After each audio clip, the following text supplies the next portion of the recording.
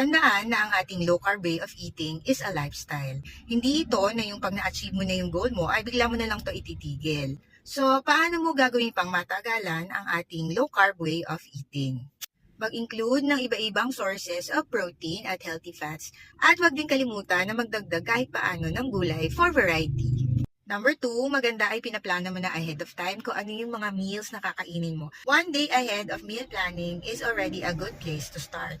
Number 3, huwag kalimutan ang portion control. Siyempre, kahit low carb yung kinakain mo, kailangan mindful ka pa din kung gaano kadaming low carb food na ang kinakain mo.